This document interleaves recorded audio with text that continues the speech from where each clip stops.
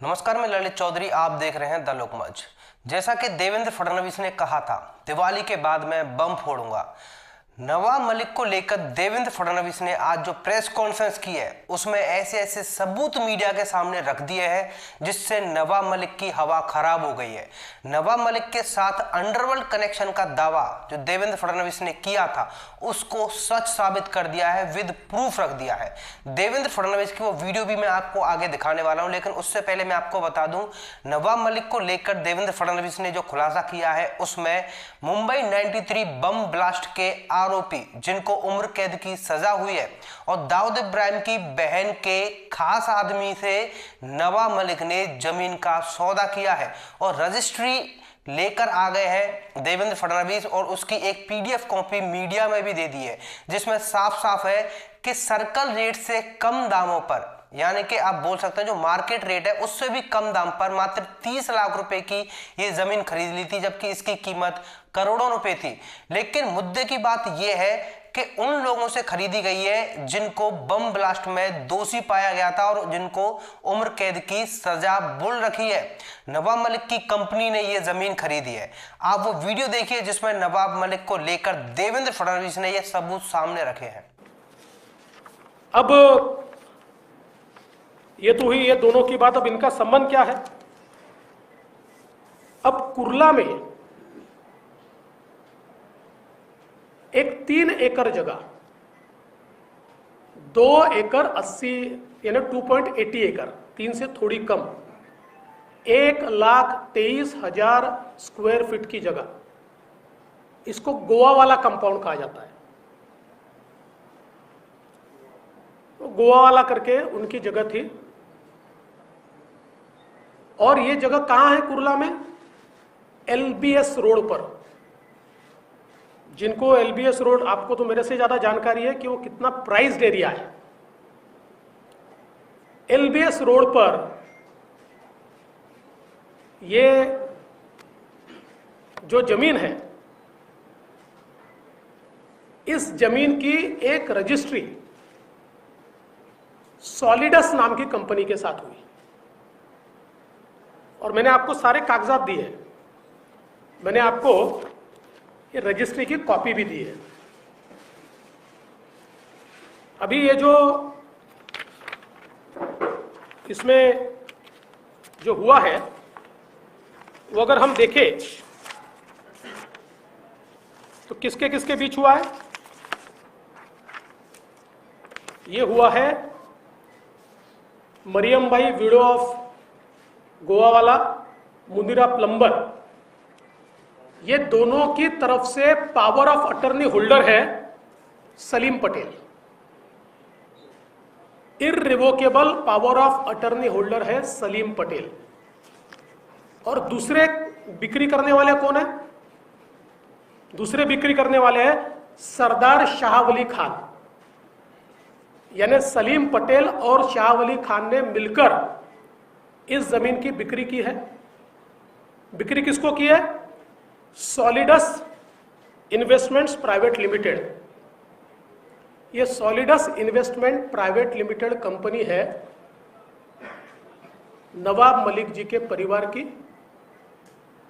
इस पर जो आपको मैंने दिया हुआ है, इस पर लेने वाले की साइन है, वो है फराज मलिक इनकी। इस सॉलिडस में 2019 में स्वयं नवाब मलिक भी थे। उन्होंने कुछ समय के लिए वो थे, बाद में फिर मंत्री बनने का उन्होंने इस्तीफा दिया और आज भी उनके परिवार के ही लोग उसमें हैं। फराज मलिक, इन्होंने ये जमीन खरीदी। अब इसमें सबसे बड़ी बात यह है कि ये जो जमीन इन्होंने खरीदी, उस समय वहां रेट क्या था, वो भी बहुत महत्वपूर्ण है। उस समय वहां पर फोनिक्स मार्केट कुर्ला, आप लोग जानते हैं, एलबीएस रोड पर ही आगे है। उसी साल, उसी समय 2005 में इसकी खरीद हुई है 2053 पर स्क्वायर फीट, यानी 2000 रुपए स्क्वायर फीट से। Ready reckoner rate 8,550 square metre है और मार्केट रेट 2,053 स्क्वायर फीट के हिसाब से। और ये जो अंडरवर्ल्ड के लोगों से खरीदी गई लैंड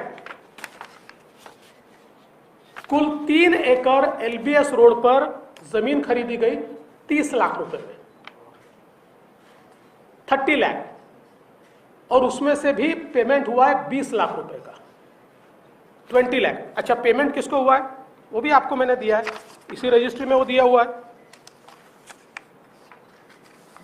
अगर आप रजिस्ट्री का पेज नंबर 5 देखेंगे तो नाही, आम्ही तुम्हाला याच्यावर दिलाय ते काय पीडीएफ वर दिली नसेल मिळाली तर मी येऊन जाईल, पीडीएफ वर दिलाय। 30 lakh. Now this indenture witness that in consideration of sum of 30 lakhs paid on the execution of these presents to the owner as per following particular. Rupees 15 lakh किसको मिले?